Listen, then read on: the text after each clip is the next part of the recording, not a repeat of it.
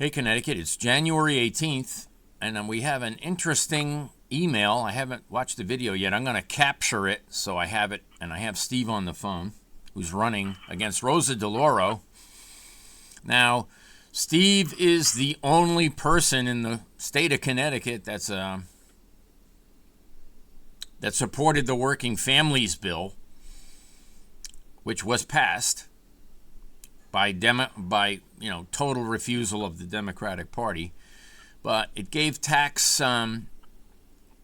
increased tax write-offs for families with children and other items, and increased Medicaid and Medicare.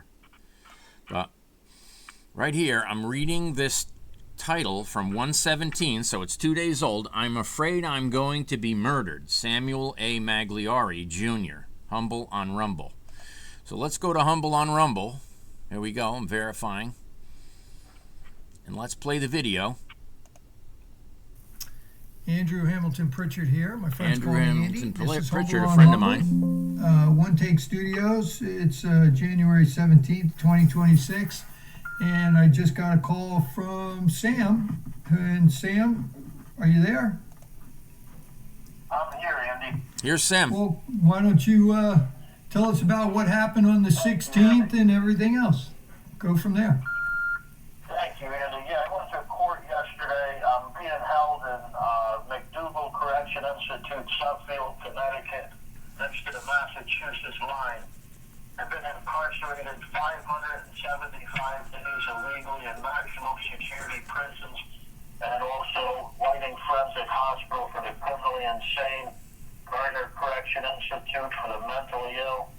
I've been abused for 6.5 years by false arrest, illegal incarcerations, and conspiracy with everybody in government, all the way up to the U.S. Supreme Court, who fails to provide my right to habeas corpus to present my case and be freed from the prison where I'm being illegally held. I'm a whistleblower. I worked for the city of Stamford for 14 years. I was forced out of my job in the year 2000 by the Dan Moy administration. They abused me and made me sick with hypertension. I had to leave my job because I couldn't take it, and there was no one to protect me, including my own union. I'm exposing union corruption with the state for over 27 years. In 2019, my complaints made the front page in the paper. March 20th, 2019, Board of Ethics Site City Engineer for misconduct. City engineers were embezzling money, committing fraud with the Board of Ethics and Attorney Thomas Casone, the Director of Legal Affairs in the city government. Bruce Hudop, Judge, fabricated false arrest with Officer Frank Lacona, Sergeant Guns, Stanford Police. They arrested me on misdemeanor charges when it should have just been a summons to go to court. They did a home invasion. They took my guns illegally, registered guns. I've never been arrested in my life until the age of 56. I exposed the Board of Representatives for election fraud on May 6, 2019. For 6.5 years, they keep putting me in these maximum security prisons, cruelty crimes. I suffer with chronic sleep apnea. I got severe hypertension, arthritis in my knees. I got disability in my wrists for being scammed, being guarded with animals and armies. Sam? Judge White recused himself. Right. He recused himself November 22nd after I filed federal charges against him for kidnapping and attempted murder, illegal incarceration, conspiracy in the U.S. District Federal Court. Victor Bolden, U.S. District Judge, Sarah DeGala, Omar A. Williams, they've all been violating my rights to habeas corpus to present my case and be free from illegal incarceration. Judge White recused himself from all further dealings in my cases because I accused him of serious criminal actions. And here we are. It's 4 years later, and now Judge White is back abusing me again in the court and violating all my rights. I'm having $1 million bond. After recusing himself, he's back on the case, prosecuting Sam again, and there's other evidence that is insane, but that Sam doesn't even know. I'm misdemeanor charges, which is totally illegal. Misdemeanor, they're not even supposed to charge financial bail. I'm not allowed to present a motion to reduce the bond. According to the Connecticut practice book, every 30 days I'm supposed to be able to have a bond evaluation and reduce the bond. I think it's 38-18, the bond reduction. Also, continuances, they're only supposed to not exceed 2 weeks. When there's a pre-trial continuance, they're supposed to not exceed 2 weeks. They keep making continuances for 2 months, sometimes longer. They keep saying I have to take a competency exam that I've passed 5 times already on the court record. Judge White himself has canvassed. He passed 5 competency exams in a row, and they're holding him on a misdemeanor for 575 days. Is the word they use to evaluate me and see if I can represent myself. According to Judge White, he's able to determine if I'm competent. He's able to determine if I'm competent to the point where I can actually represent myself. He's done it before. Other judges have done that. Judge Hudak did it on April 2nd. He interviewed me and evaluated me to be competent to stand trial and represent myself. A month later, the Assistant State Attorney Camacho lied and said I didn't cooperate with probation and mental intake people. That was a lie. So Judge Hernandez on May 14th, 2025, ordered my bond to be set at $1 million without just cause, violating my rights to challenge. He sounds competent to me. What do you think, Steve? Yeah, I wish I could even hear clearer, but that's very interesting. So, how many cases are like this? I mean, that I saw in waiting, probably 30, right? People who weren't competent, deemed competent. Remember the kid who was a teenager and had sex with a 13-year-old? Remember that one? Was he here? Yeah. Yeah. That was a case I couldn't believe that they ruled him competent. I mean, he's not. I mean, there's lots of cases where people were deemed incompetent that we looked into while I was there. Evidence against me, violating my rights and balance. This is an attorney putting me in Garner prison for the mentally ill and putting me in a suicide jacket, stripped naked for 3 days and in solitary confinement. They call it a turtle suit. Anybody would start screaming at that point and say, get me out of here. But I kept my cool, or else they would have medicated me in there.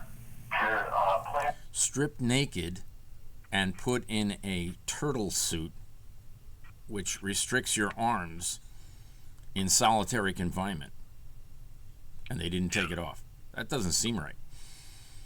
To medicate me, which they did in waiting for 6 weeks. For 6 years, they're trying to medicate me to destroy my brain and silence me. I'm not able to have discussions with the prosecutor, which is my right. We're supposed to discuss the case and try to come to a settlement before we go before the judge. They refuse to talk to me. I don't even know who the representative for the state is. The attorney for the state hasn't even filed an appearance, so I don't know who's in. Yeah, and in your charges, you were charged all the way back in these latest ones, these misdemeanors were 18 months ago. Yeah, June 13th. June 13th, 2024. They don't have probable cause. They're total lies. The people that got me arrested were former friends and clients of mine, the Parkers on Edgewood Avenue. They have a daycare, and they're violating mandated reporting laws to hide the child abuse crimes. They made my daughter bail me out of jail on legal bail. All right. On May 22nd, 2019. All right, Sam. Violating 5464A. Sam? And it's extortion. They never returned my cash bail. Sam. 6 years. Sam, let's separate from all that. That's the list of many people have also heard this part before. What happened to you yesterday? Okay, because basically you had 16 hours of travel, and then explain what went down in court. Tell us what and who was the judge and everything else. It's a 16-hour day where I'm handcuffed and shackled, black box handcuffs. They dig into my wrists that are already injured. I have arthritis and attendant and nerve damage. It's a day of torture. It's a 16-hour day from 4 o'clock in the morning to 10 at night is when I leave and come back to McDougal. And when I got there and had my day to go to court, they brought me in a room with a little computer, a laptop computer. I couldn't even see one on this empty courtroom. It was pointed at a couple desks. And I said, this is unconstitutional, which it is. The U.S. Constitution preserves our right to face our accusers face the judges, and also to examine the witnesses, the evidence, and they're violating all my rights.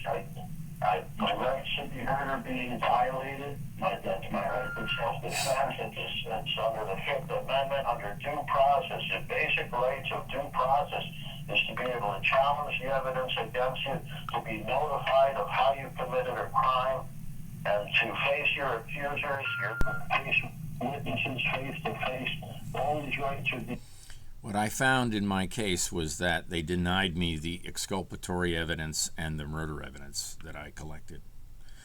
They stole phones, they stole cameras, they stole video camcorder information, and now they haven't. The judge asked them to return the stolen property to me.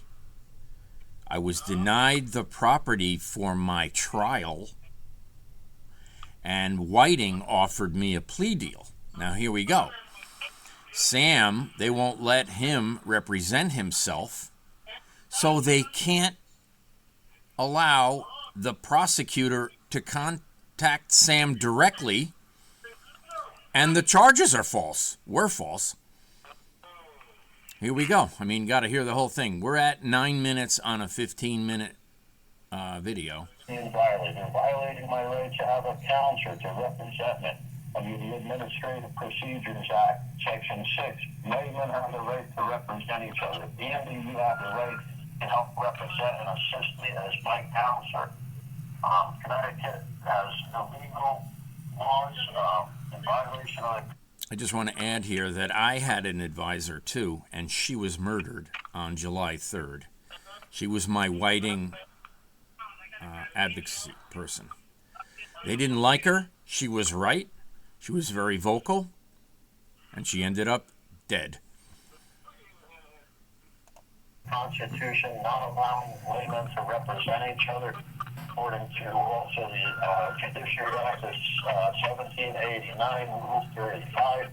Laymen can represent each other. You don't have to be an attorney. It's in there. In Article 1, Section 9, it says the writ of habeas corpus cannot be suspended. I'll file habeas corpus for 3 years in all the courts, federal, U.S. Supreme, Stanford Superior, Connecticut Supreme. They're all violating my rights to present a habeas corpus, which is mainly to get a person out of jail who has been illegally incarcerated. And listen to this.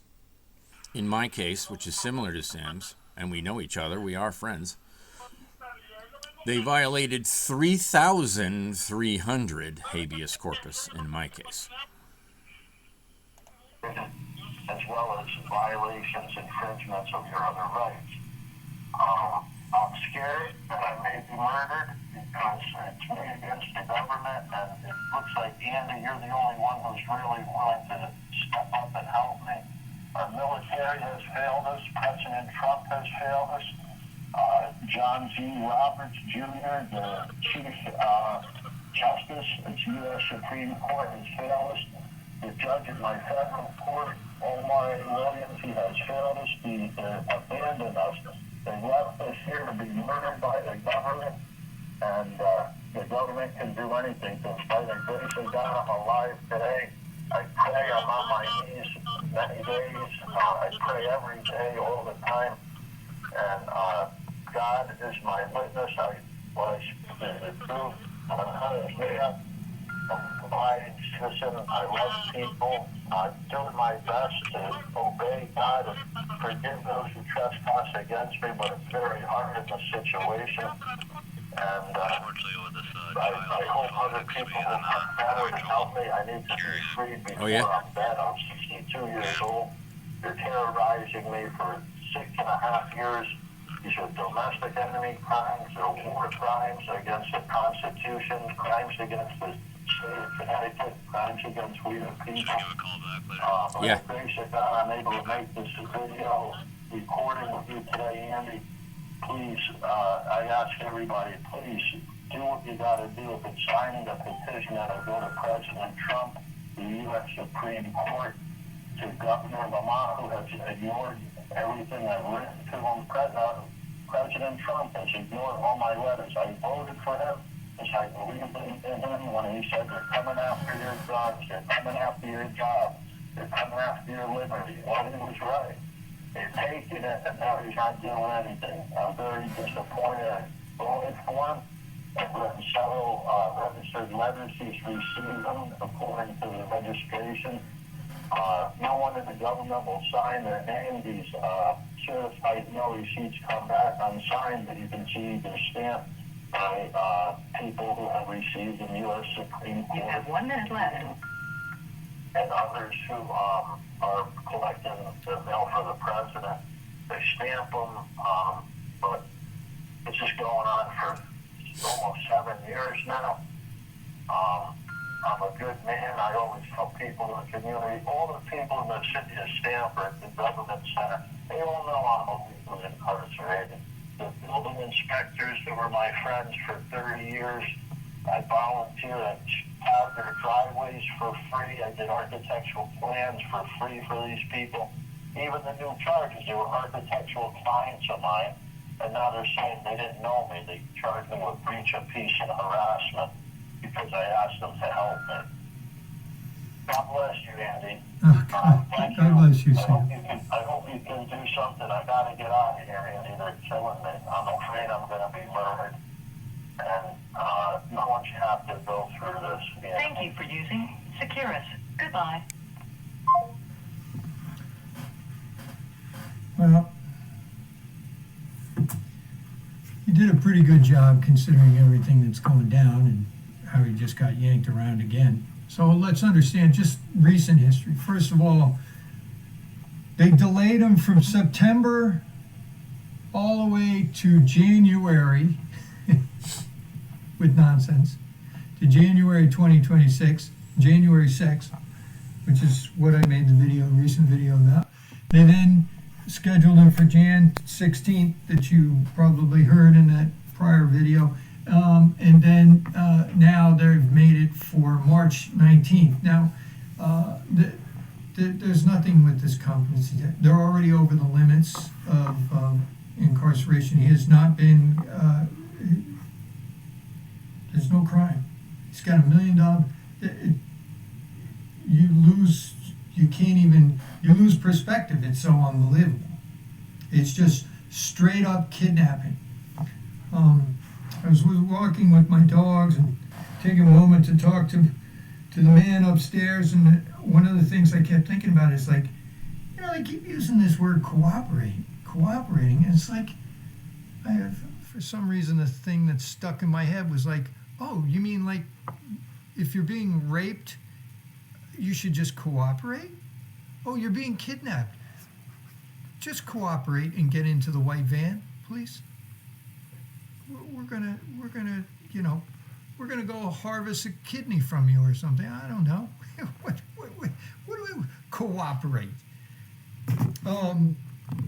Everything the Judge White says is null and void. He's recused himself from anything with Sam Maga-liari already. But we're all lawless. I know in the end we're all gonna win because God always wins. Amen. And so be it. Have a good day. Thank you. Bye. Well, that's Andy, a gentleman scholar. But what I can say, what should I say?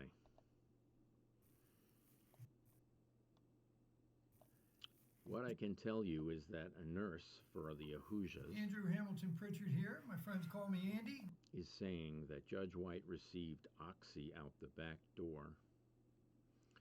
What Sam hasn't mentioned, which I think I need to say, is that, listen carefully, Sam's niece was overdosed by Ahuja. Ahuja gave free oxy to Judge White out the back door. Judge White's nephew is saying that his uncle killed his cousin, and the chief court administrator knows about it.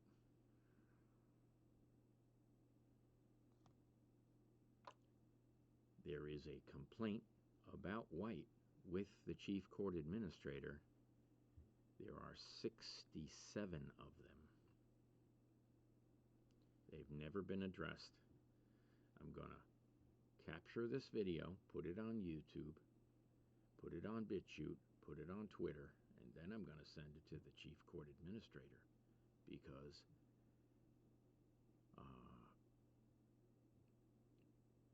Chris Kelly was raped as a result. Heather Lindsay was raped as a result. Now they're trying to take her house. They took Andy's $3.5 million home with no mortgage, and now they are offering it for sale for $4.3 million. Andy received not a penny. I'm told he's still paying the taxes on a house that they stole, 2 years ago? And that is not going to trial, which is a problem. I think that Connecticut is now being investigated. There are signs, there are issues being raised. There is a clear chain of custody on this case. So I'll let it go at that. It's snowing. Have a great day. We got 2 inches. We may get 2 inches more. But imagine being naked in a criminal lockup, psychiatric ward, being medicated. It's too much to handle. By the way, Dr. Salcido, who falsely diagnosed me, got a job. There's her picture. I know it's hard to look at. She took what we are being told is a promotion when in fact she was fired. She is working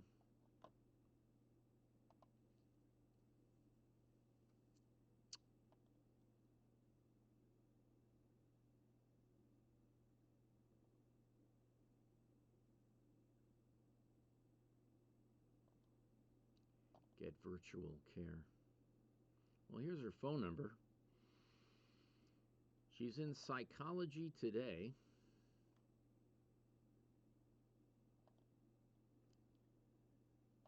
Comprehensive assessment of every patient's history, goals, and background to guide individualized treatment. Dr. Salcido strives to create a warm, relaxed, and welcoming environment that fosters openness and comfort. That is the biggest crock of shit I have ever heard. She threatens patients. I have their affidavits. And she threatens to force medicate people with Haldol. She did it. Haldol can really mess up a person, a girl, a woman, who wants to have children someday. There are many people who are complaining about Dr. Crystal Salcido. Yes. And the many people who tried to commit suicide because of her need mental health because of her. Thanks for listening.